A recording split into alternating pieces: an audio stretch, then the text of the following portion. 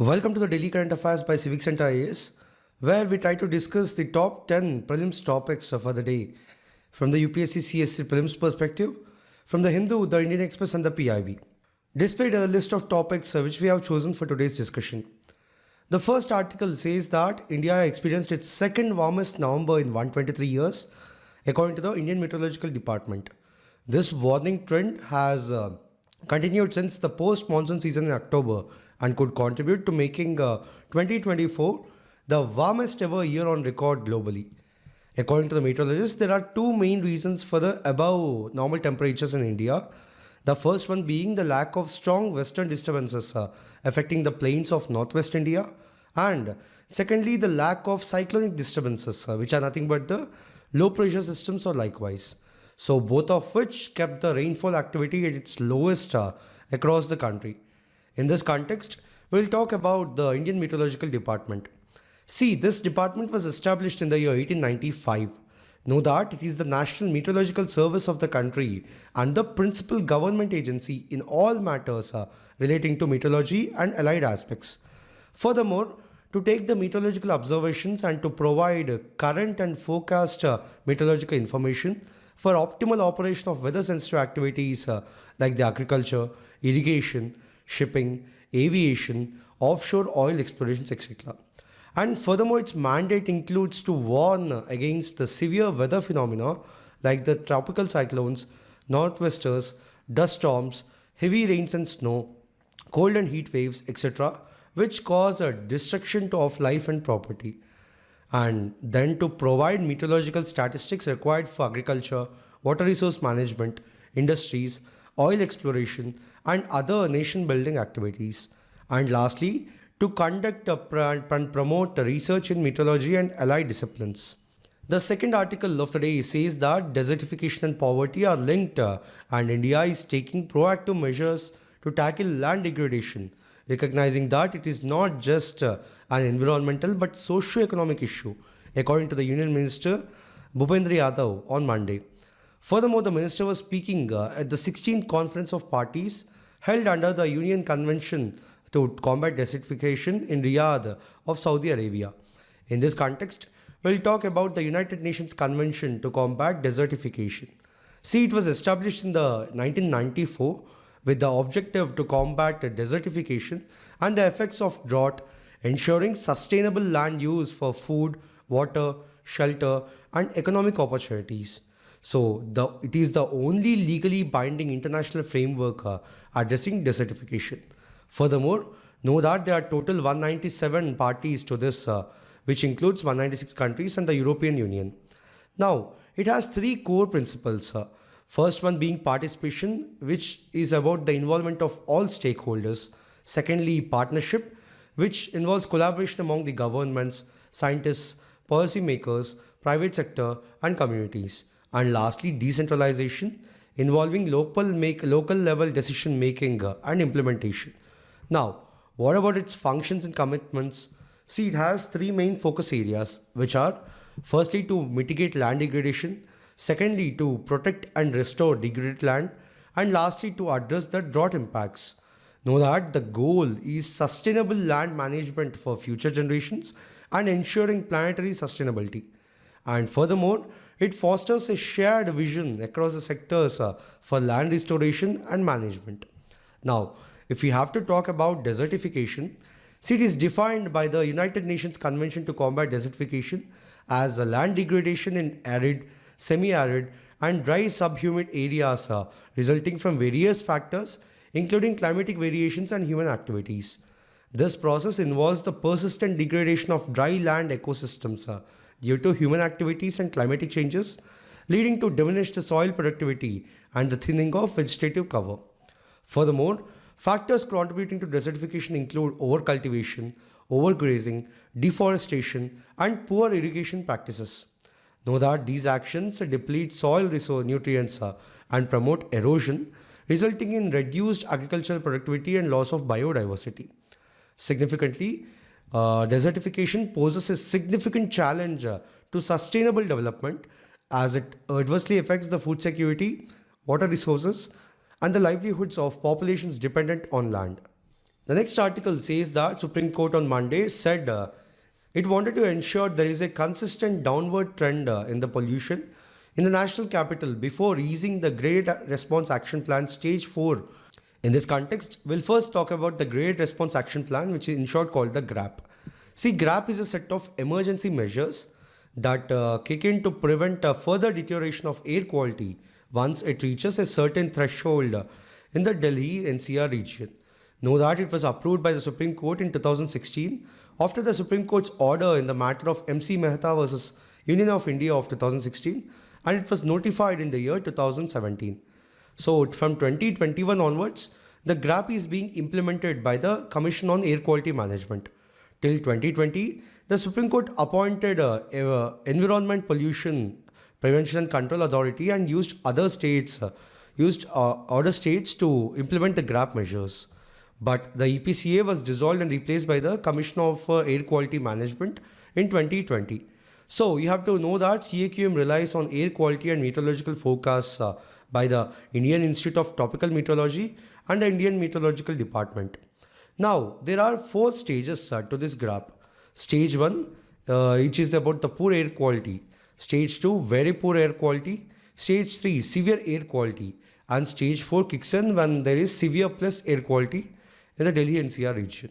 Now, moving on to talk about the Commission for Air Quality Management. See, it is a statutory body established by the Government of India to address air pollution issues and improve air quality in the National Capital Region and adjoining areas. Significantly, Commission was created with the aim of formulating and overseeing the implementation of policies, strategies, and actions to control and reduce air pollution in the region. Moving on to talk about its establishment. See, the CAQM was established in 2021 through the passage of Commission for Air Quality Management in the National Capital Region and Adjoining Areas Act of 2021. Furthermore, it came into existence as a response to the growing concerns over the deteriorating air quality, particularly in the Delhi NCR region, which has one of the most polluted air in the world. Now, what are the key objectives of the CAQM? The first one is to take proactive and corrective actions to improve air quality in the National Capital Region and adjoining areas. Secondly, to coordinate and harmonize the efforts of various state governments, ministries, and agencies involved in managing air pollution. Thirdly, to promote research on air quality management and to collect and analyze data related to air pollution. Then to oversee the implementation of air quality standards and to ensure that the measures taken are effective in curbing pollution. And then to raise awareness among the citizens about the importance of clean air and the measures they can adopt to reduce pollution.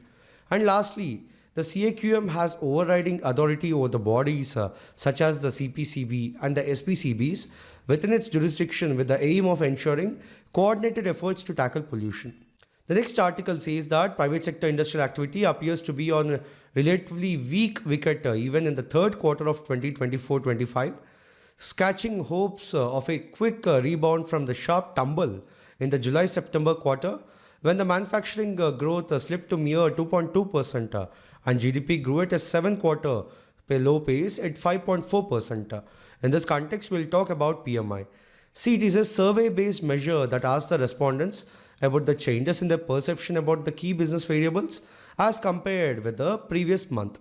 Significantly, the purpose of PMI is to provide information about current and future business trends to company decision makers, analysts, and investors.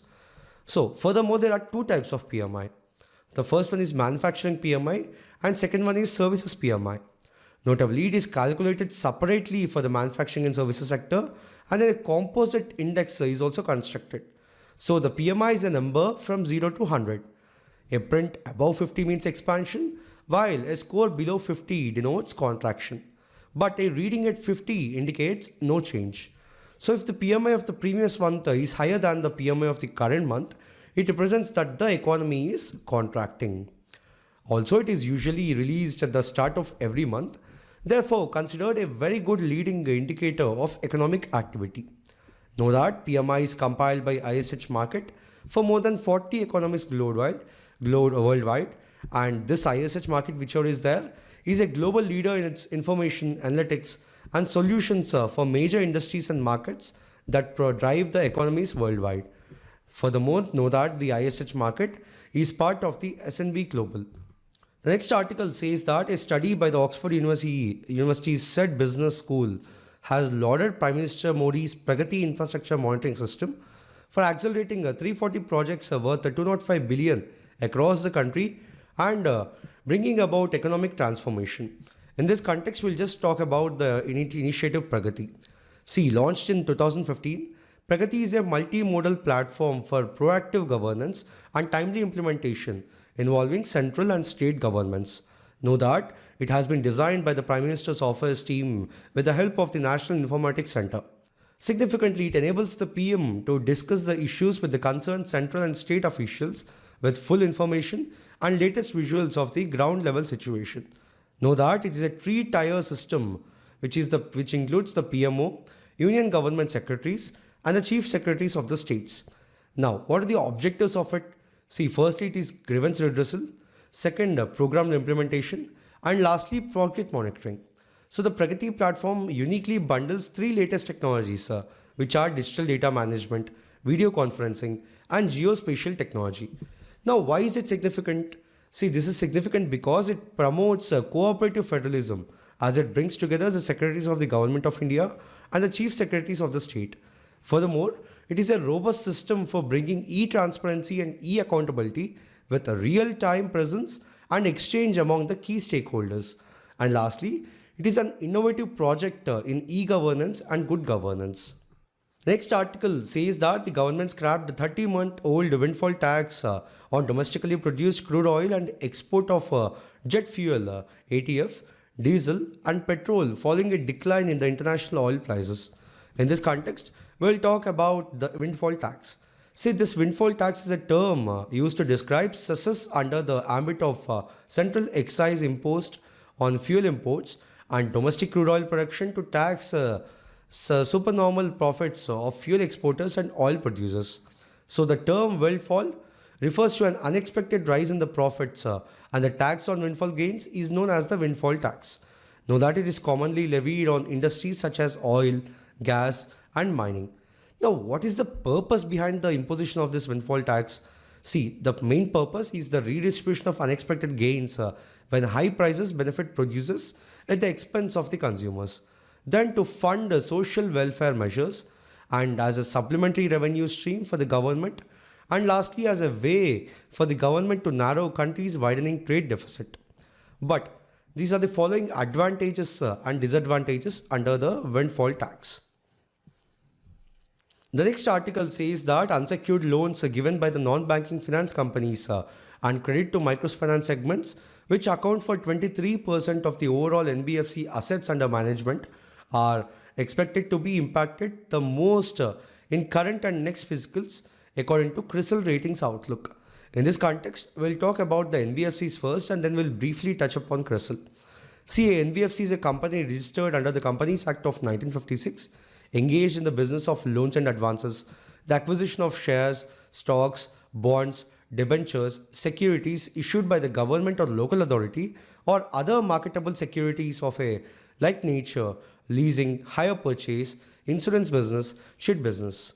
So it does not include any institution whose principal business activity is that of agriculture activity, industrial activity, the purchase or sale of any goods, or providing any services and the sale, purchase and construction of immovable property.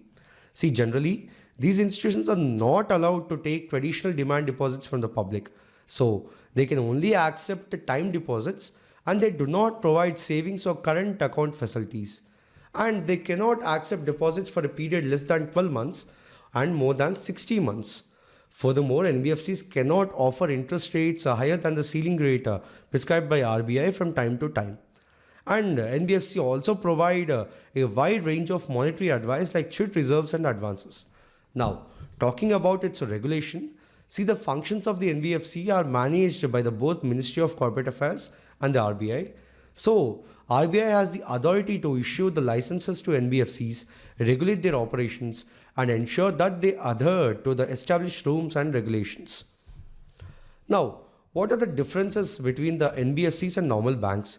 See, firstly, NBFCs do not have the banking license. Secondly, they cannot accept demand deposits unlike banks do. And thirdly, NBFCs do not form part of the payment and settlement system and cannot issue checks drawn on itself.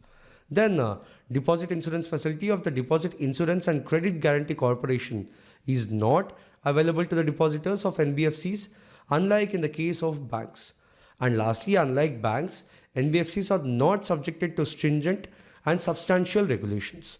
Now, talking about the CRISIL, its full form is Credit Rating Information Services of India Limited. So, CRISIL is an Indian consulting firm offering ratings, analytics, risk, and policy advice, which is a branch of S&P Global, an American corporation. So it was the first India's first credit rating body, founded in 1988 by ICICI and UTI by the incoming share capital of SBI, LIC, and United India Insurance Company. So in April 2005, US-based credit score firm S&P brought the bulk of the company's shares. The next article says that in a step that would mark the first major restructuring of tax rates under the Goods and Services Tax, 7 years after its rollout, a special rate of 35% could be carved out for the demerit sin goods such as aerated beverages, cigarettes, tobacco, and related products.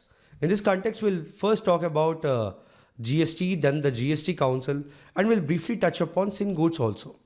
See, GST is essentially a consumption tax and is levied at the final consumption point. So, the GST was launched with the motto One Nation, One Market and Tax. Significantly, the principle used in GST taxation is destination principle. So, it is levied on the value addition and provides set-offs. As a result, it avoids the cascading effect or the tax on tax, which increases the tax burden on the end customer. Know that it is collected on the goods and services at each point of sale in the supply line. Then the GST that a merchant pays to procure goods or services can be set off later against the tax applicable on supply of goods and services. So apart from zero rated goods, the new structure has 4 tax slabs, which is 5%, 12%, 18% and 28%. Now, what are the sin goods? Sin goods are the goods which are considered harmful to the society. Some of the examples of the sin goods are alcohol and tobacco, candies, drugs, soft drinks, fast foods, coffee, sugar, gambling, etc. So the taxes levied by the government on sin goods are called the sin tax. Notably, sin tax is placed on goods and services that are seen to be socially detrimental. Now, moving on to talk about the GST Council. See, the GST Council is a constitutional body responsible for making recommendations on issues related to implementation of the goods and services tax in India. Know that it was set to simplify the existing tax structure in India, where both the center and states levied multiple taxes, making it more uniform across the country. Now, what are the constitutional provisions? See, the 101st Amendment Act of 2016 paved the way for the introduction of GST. So the Amendment Act inserted a new article 279A in the Constitution, which empowers the President to constitute a GST Council or by an order. So who are the members of this council? See, the members include the Union Finance Minister as the chairperson, the Union Finance Minister of State from the center, and each state can nominate a minister in charge of finance or taxation or any other minister as a member. The next article is in the context of the International Day of Persons with Disabilities 2024. See, this day is observed annually on December 3rd. So the theme for this year is amplifying the leadership of the persons with disabilities for an inclusive and sustainable future. Now, let's briefly touch upon its background. See, it was declared by the UN General Assembly in the year 1992 to the resolution of 47.3. Now, what are the objectives of it? See, the first one is to promote the rights and well-being of the persons with disabilities, and secondly, to raise awareness about their inclusion in the political, social, economic and cultural ties. Now, if we have to talk about the key milestones, see, the Convention on the Rights of Persons with Disabilities of 2006 strengthened the disability rights with frameworks like the 2030 Agenda for Sustainable Development. So even the Indian government took several key initiatives with respect to the empowerment of the persons with disabilities. So these are all the initiatives given with objectives. You can have a look.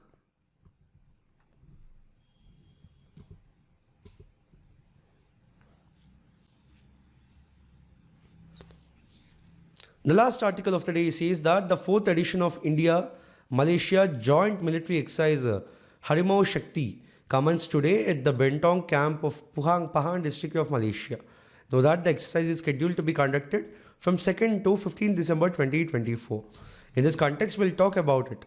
See, it is an annual joint military exercise where 78 personnel from the Mahar Regiment of India participated and 123 personnel from the Royal Malaysian Regiment participate in it. Know that the alternative locations for this location alternates between the India and Malaysia.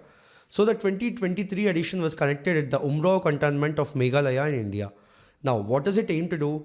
See, it aims to enhance the joint military capability of both the armies in counter-insurgency operations in the jungle terrain under Chapter 7 of the United Nations mandate.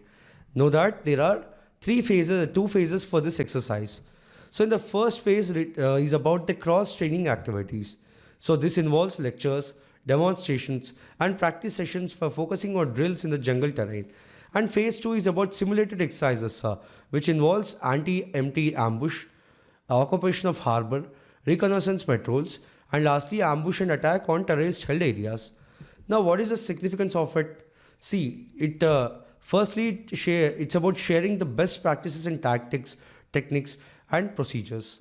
Secondly, it enhances coordination for the joint operations in a jungle environment. And lastly, it strengthens the bilateral ties and camaraderie between the Indian and the Malaysian armies. So, in this video, we have discussed 10 articles in total for today.